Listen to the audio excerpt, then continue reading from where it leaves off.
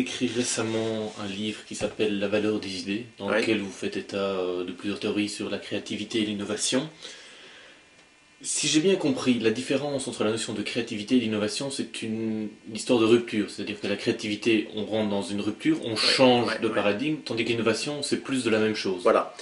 Je crois que dans le métier que je fais, il faut être très rigoureux. Ce sont des mots, créativité, innovation, que j'entends parfois comme des synonymes, alors que c'est absolument pas la même chose.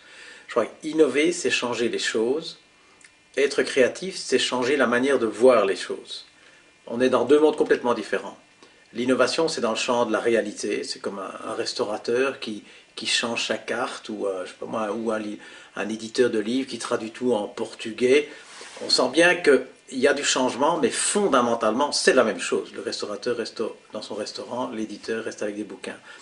La créativité, c'est autre chose. C'est quand tout à coup, et je dis bien tout à coup, parce que quand ça se produit, c'est un choc. Là, on est dans le monde des perceptions. L'on se dit, tiens, au fond, on pourrait faire autre chose. L'innovation, c'est un peu la continuité, plus cher, plus beau. Tandis que la créativité, on est dans la rupture par définition, mais comme on est dans l'ordre de la rupture, on n'est pas dans la réalité. Il n'y a aucune entreprise qui change comme ça. Une entreprise change lentement. Le lentement, c'est dans la réalité, le choc est dans la perception.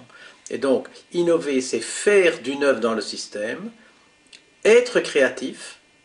Le verbe créativer n'existe pas, c'est pas un hasard. Être créatif, c'est penser à un système neuf. Et la grosse différence, c'est la rupture, comme vous l'avez dit. Dans l'innovation, on respecte les règles. Le restaurateur, il respecte les règles. La créativité, au moins, modifie une règle. Quand on crée une nouvelle représentation, un nouveau paradigme, et puis on est reparti. Voilà la différence principale. Donc en tant qu'entreprise, il vaut mieux que j'encourage l'innovation, plus de la même chose que la créativité. Non, il ne faut pas poser la question en termes de où. Je crois que l'innovation est un must, c'est une obligation de tous les jours. De tous les jours.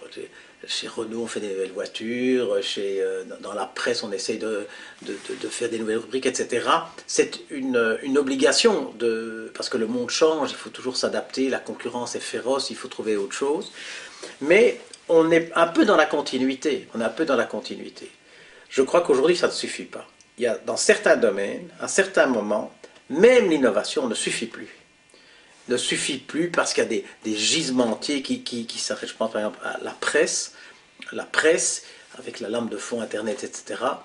À mon avis, même la plus belle des innovations, on arrive un peu comme au bout de quelque chose. Et alors il faut autre chose. Et autre chose, c'est une rupture, donc c'est dans la tête, c'est dans la perception. Et autre chose, c'est en fait essentiellement, non pas changer la réalité du business, mais la manière dont on le voit.